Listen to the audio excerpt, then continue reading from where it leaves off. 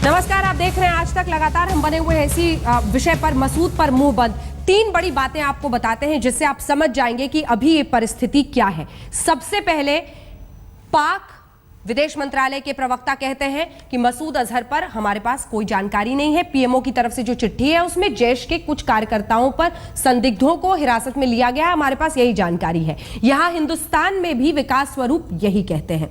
दूसरी बड़ी बात, जैश ए मोहम्मद के कई ठिकानों पर और संदिग्धों को हिरासत में लिया गया है, जिस पर विकास स्वरूप कहते हैं कि यह अच्छी बात है, पाकिस्तान सही राह पर जा रहा है। आइए आपको सुना देते हैं जैश ए मोहम्मद के बारे में क्या जानकारी दी जा रही है, जो सबूत दिए गए हैं उसके बारे में दोनों ही तरफ से विदेश मंत्रालयों के प्रवक्ता क्या कह रहे हैं।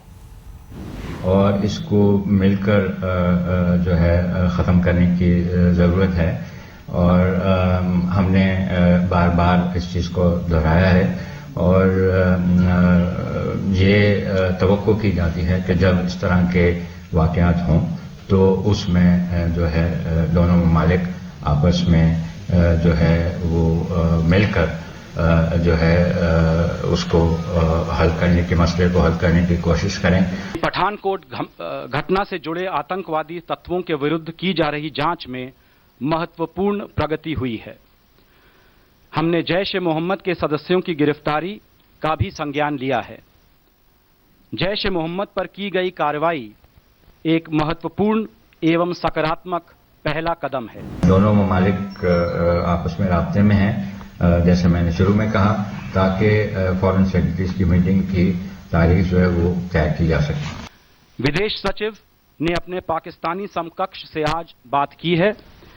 वे अपनी वार्ता को बहुत निकट भविष्य में पुनः निर्धारित करने पर सहमत हुए हैं। The time frame is very near future. Very near future means very near future.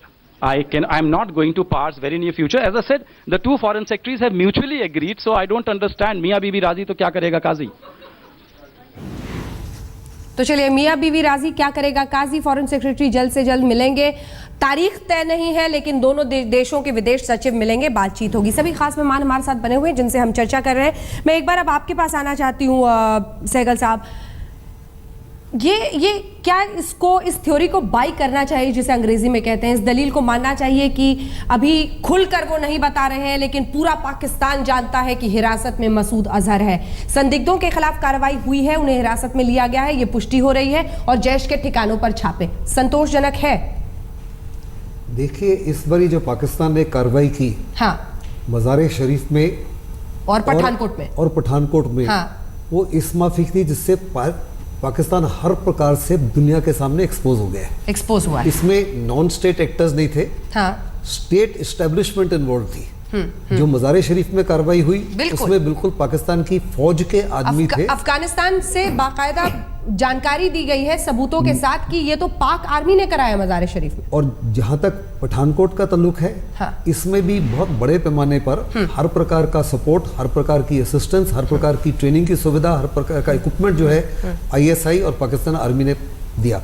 यहाँ तक कि वो जो आतंकवादी आए उनको एक पाकिस्तान एयर बेस से वाकिफ कराया गया, वहां पे रिहर्सल्स कराई गई, एयरफील्ड का लेआउट क्या होता है, टेक्निकल एरिया क्या होता है, ये सब जानकारी दी गई। और ये मसूद अजहर सिर्फ नहीं सिखा सकता, ये वो नहीं सिखा सकते थे। सो सारी दुनिया के सामने पाकिस्तान एक्सपोज हो गया। पाकिस्तान के ऊपर बहुत बड़ा इंटरनेशनल प्रेशर है, इंडिया की तरफ से प्रेशर है, और इस बारी पहली बार है कि पाकिस्तान का अवाम और पाकिस्तान का मीडिया भी पाकिस्तान की एस्टेब्लिशमेंट के ऊपर एक किस्म का प्रेशर बना हुआ है। और उसी की वजह से आपको लगता है ये कार्रवाई हुई? उसी की वजह से कार्रवाई हुई। मीम अफजल साहब, ये आप मानेंगे कि इस बार पाकिस्तान अलग लग रहा है?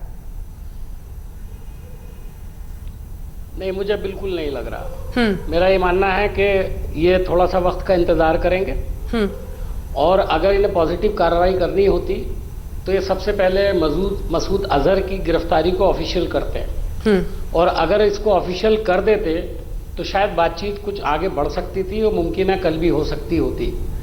ये महज इस वक्त जो प्रेशर है जिसका जिक्र अभी हमारे विशेषज्ञ ने किया, मैं उसको सही मानता हूँ कि ये प्रेशर ज़रूर है, लेकिन इस प्रेशर के अंदर भी पाकिस्तान की टैक्टिक्स ये है कि कल एक खबर मार्केट में डालते हैं वो, और हमें ये तासुर देते हैं। हमारे भी सारे चैनल में कल लोग काफ़ी वेलकम कर रहे थे कि भाई अच्छा काम किया है जी, लेकिन आज जब ऑफिशियल स्टेटमेंट दोनों तरफ से आए तो टाइम टाइम फिश हो गया।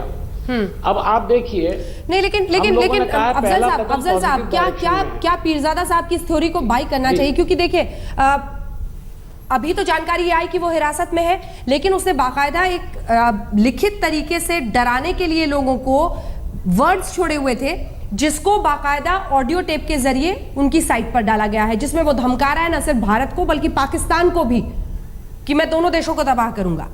तो जो शख्स इस तरह से आतंक का खूनी खेल रच रहा है, हाँ ये पाकिस्तान का पाला हुआ है, लेकिन अब उनके लिए दुश्मन बन गया है और पाकिस्तान को एहसास हो रहा है। क्या हो सकता है बैकलैश की वजहों से इस खबर को खुल के नहीं बोल रहे? मीम साहब जी।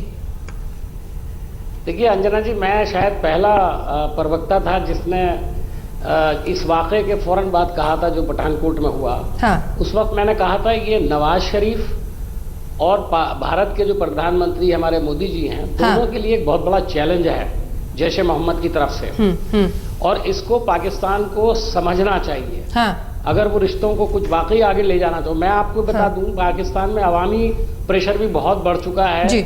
ये जो दहशतगर्दी वहां पर बढ़ी है उससे आज आम पाकिस्तानी बेहद परेशान है, और एक वो भी अवामी दबाव है। लेकिन इसमें फौज किस हद तक आई है, ISI का इन्वॉल्वमेंट कितना है, मैं तो ये समझता हूं कि अभी जो अमेरिका का दबाव है या इंटरनेशनल प्रेशर है, उसमें पाकिस्तान ने हमको गुमराह करने की कोशिश की। मैं लफ्ज गुमराह इस्तेमाल कर रहा हूं, इसको गौर से समझिएगा। कल गुमराह करने की कोशिश की, लेकिन आज जो सरकार ने हमारी स्टैंड लिया कि भाई हमने ठीक है म्यूचुअल बातचीत से हमने इसको रीशेड्यूल किया है, तो मैं समझता हूं कि ये हमारा कदम भी जो है, जो मसूद अजहर साहब, ये जो आप एक सेकंड सर, मीन साहब आपको रोक रही हूँ क्योंकि आपकी बात पे मैं रिएक्शन लेना चाहती हूँ। तारिक जी जुड़ गए हमारे साथ। तारिक साहब, मीम अफजल साहब और कई लोग ये मानने को तैयार नहीं हो रहे हैं जो आप कह रहे हैं, क्योंकि जब तक ऑफिशियल कंफर्मेशन अखबार ने छाप दिया, एक पत्रकार ने कह दिया, एक रिटायर्ड मेजर जनरल आपके जैसा बोल रहा है, तो कोई और बोल रहा है आपकी तरफ से। वजीर है, उनका नाम है अब्दुल कादिर पटेल। उन्होंने जियो टेलीविजन पे आके तस्दीक की उस बात की। आप लोगों असल में बहुत शुभात का शिकार है और आप लोगों का कोई इलाज मेरे पास नहीं है। सर, जो पूरे पाकिस्तान को पता है वो आपके फॉरेन मिनिस्ट्री को क्यों नहीं पता है? अरे तारिक साहब, अगर वजीर कह रहे हैं तो फॉरेन मिनिस्ट्री का स्पोक्समैन क्यों? जो बात पूरे पाकिस्तान को पता है वो फॉरेन मिनिस्ट्री को क्यों नहीं पता है, या जानबूझकर वो नहीं बता रहे हैं, झूठ बोल रहे हैं? क्योंकि उन्होंने तो कहा कि मुझे कोई जानकारी नहीं है। सर आपको बात असल में फॉरेन मिनिस्ट्री की निजाम का हिंदुस्तान के स्वरूप से पूछे ना, वो भी यही कहेगा। मसला ये है कि जब तक सरकारी तौर पर ऐलान नहीं किया जाता, ऑफिशियल अनाउंसमेंट नहीं होती, ना मिनिस्ट्री ऑफ फॉरेन अफेयर तस्दीक करेगी, ना हिंदुस्तान की मिनिस्ट्री ऑफ फॉरेन अफेयर तस्दीक करेगी। लेकिन वैसे ऐलान ठीक बात है ना, फिर इसका मतलब ये है कि ऑफिशियल कोई कंफर्मेशन नहीं है, तो आप भी इसको मान रहे हो। ऑफिशियल कंफर्मेशन से क्यों डर रहा है पाकिस्तान? अब मेरे सवाल का जवाब दीजिए। तो फिर ऑफिशियल कंफर्मेशन से क्यों डर रहा है पाकिस्तान? पाबंद नहीं है, पाकिस्तान तहकीकात कर रहा है, तहकीकात के बाद आपको नतीजे दे देंगे। और क्या चाहिए? एक रिपोर्ट आपके पास आ चुकी है इब्तदाई तहकीकात की। दूसरी जो हायर कमेटी है जो कल बनी है, जिसमें ISI, IB और दूसरी 4 एजेंसियों के लोग हैं, उनकी टीम आपकी तरफ आने भी वाली है और वो आपसे सवाल जवाब भी करेगी, तहकीकात भी करेगी, जिसकी तरफ स्वारूख ने इशारा किया कि हम ताउन करेंगे। तो आप लोगों के मीडिया के दिल में खौफ है, मेरा नहीं शायद कि आपकी हुकूमत के दिल में है। मेरे सवाल का जवाब नहीं दिया आपने। अगर मसूद अजहर, एक सेकंड सर, अगर मसूद अजहर हिरासत में लिया गया है तो इसको छिपा के रखने की जरूरत क्यों पड़ रही है? ये मेरा बड़ा सीधा सा सिंपल सवाल है सर। तारिक साहब, हाँ, पहले सांस लेके आराम से। हो रही है, ये तहकीकात हो रही है, इसके लिए हमें आपको सरकारी तौर पर बताने की जरूरत नहीं है। ये हम तहकीकात कर रहे हैं आपकी दरखास्त पर। सरकारी तौर से नहीं बताना है तो फिर दूसरे राह से बताने की क्या जरूरत पड़ गई? तो फिर लीक क्यों की गई खबर कि उसको प्रोटेक्टिव डिटेंशन में लिया गया है और हम तहकीक कर रहे हैं? ये तो कर सकते थे ना, जो आप कह रहे हैं वो बात आपके ऑफिशियल स्पोक्सपर्सन क्यों नहीं बोल रहे हैं? क्योंकि नवाज शरीफ आपसे ताल्लुकात ठीक रखना चाह रहे हैं, तो सरकारी तौर पर इधर से उधर कोई ऐलान भी नहीं हुआ है, तो हमने तो कुछ नहीं कहा अभी तक। दूसरा इंतजार कीजिए आप अपने मामलात का भी और हमारे नहीं, मामलात का भी। हमने सैयद साहब। ताल्लुकात खराब करने की अंजना कोशिश जी। की। हाँ, मैं सैयद तो सिर्फ इस बात को कह रहा हूँ कि या तो अमीन आप साहब, एक ऑफिशियल मिनट। स्टेटमेंट को मांगे, मीम साहब, एक और मिनट। अगर आपने मीम साहब, उसको मीम सिर्फ साहब, एक प्रोटेक्टिव मिनट, एक मिनट मीम साहब। कस्टडी में लिया है, मीम साहब। तो क्या फॉरेन ऑफिस इस बात की तस्दीक नहीं कर सकता? अंजना जी देखिए, आज हम लोग डिबेट के मुद्दे से हट रहे हैं। देखिए, नहीं, ऐसा आपको लग रहा है, हम नहीं हट रहे। नहीं, हमारी नजर मसूद अजहर पे है। हाँ बिल्कुल, मैं उस पर आ सैयद रहा हूँ। साहब, जी, सरकार बिल्कुल। की नजर इधर उधर हो जाए, लेकिन हमारी नजर सही जगह पर है। 99 में अंजना जी, कांधार मैं- हमले के बाद जिसे छोड़ा गया था, जिसने उसके बाद 2000 में जैश ए जी, मोहम्मद अंजना जी, जैसे मैं आपसे आतंकी agree संगठन करता को हूं, बनाया, आपसे agree जो इतना करता बड़ा हूं। खूंखार आतंकी बन गया, जो हिंदुस्तान में पाकिस्तान में अंजना आतंकी जी, हमले आपने करता जब रहा, अपनी डिबेट जिसे अंजना जी, पाकिस्तान में बैन तो किया आपने गया। वाकई जी, इसी बिल्कुल। बात सैयद साहब, इशू जी, बनाया मैं था, आपकी नजर बात मसूद का अजहर जवाब पे दे रहा हूँ। और बोले। वाकई आप अंजना उस पर बात कर रही हैं। बोले। अंजना जी देखिए, मैं ये बोले। कह रहा हूँ देखिए बोले। आपके वजीर खारजा सारे साहब, एक मिनट। देखिए, हमारे आज जो स्वरूप साहब ने जो प्रेस कॉन्फ्रेंस किया, उससे पहले काफी स्पेकुलेशन था, बहुत सारी बातों के बारे में स्पेकुलेशन था। फॉरेन सेक्रेटरी तारिक साहब, लेवल एक सेकंड, एक सेकंड, एक एक करके जल्दी से मुझे यहाँ भी रिएक्शन हाँ, जी। तो मैं ये कह रहा हूँ कि जो स्वरूप साहब की प्रेस कॉन्फ्रेंस में उससे पहले काफी स्पेकुलेशन था कि हमारा डायरेक्शन किस तरफ जा रहा है, हम सही डायरेक्शन जा रहे हैं कि नहीं, मौलाना मसूद अजहर की गिरफ्तारी हुई कि नहीं, ऐसे कई दीगर क्वेश्चंस आ रहे थे लोगों के दिमाग में। हाँ। लेकिन मैं इस प्रेस कॉन्फ्रेंस के साथ 3-4 चीजें जो वाजे हो गई है। जल्दी बोले। पहले ये चीज के ये जो हमने जो एक्शनेबल इंटेलिजेंस दिया था, उस पर पाकिस्तान का काम कर रहे हैं और हम मॉनिटर कर रहे हैं, और हमको जब तक वो एक्शनेबल एविडेंस नहीं मिलेगा, हम किसी बात की तस्दीक नहीं करेंगे। तो ये सबसे बड़ी इंपॉर्टेंट बात है जिसकी स्वरूप साहब ने। चलिए ठीक है, वक्त की कमी है, मुझे आपको बीच में रोकना पड़ेगा। आप दोनों से जल्दी से एक एक लाइन में सर रिएक्शन। देखिए, हिंदुस्तान पाकिस्तान के रिलेशंस में इस समय जो भी बातचीत हो रही है, ये एक मैराथन रेस है। इसमें 100 मीटर्स की तरह नहीं इसको ट्रीट करना चाहिए। पर एक बहुत बड़ा मुद्दा है कि अजहर मसूद के साथ पाकिस्तान उसको, क्योंकि वो फाउंटेन हेड है जो पूरा सर का 100 पूरा मीटर अटैक हमने हो कहाँ रहा है। बनाया सर? 93 का दाऊद अभी तक बैठा है वहाँ। इसीलिए अजहर 100 मसूद मीटर किसने बनाया सर? इस देश ने नहीं, तो ये तो मैराथन हो रही है ना, तो हाँ, अभी ये मैराथन तो अभी खत्म ही तक नहीं तो है, अभी इस तक रात तो की हो ही सुबह नहीं रही नहीं, थी। इस रात की सुबह नहीं। साफ तौर पे नजर आता है कि इस बारी अंजना जी, पाकिस्तान मैं में एक सर आपको रुकना पड़ेगा, आपको रुकना पड़ेगा सैयद साहब, प्लीज जी। साफ तौर पे नजर आ रहा है कि इस बारी पाकिस्तान ने उसके खिलाफ कुछ कड़ी और ठोस कदम उठाए, ये उम्मीद आपको लगता है? ऑफिशियली उनमें करेज और गट्स नहीं है। तारीख बाकियों को भूल जाते हैं आप। तारिक साहब, चलिए इस बार आप पर भरोसा करना चाहते हैं हम, और भरोसा करेंगे।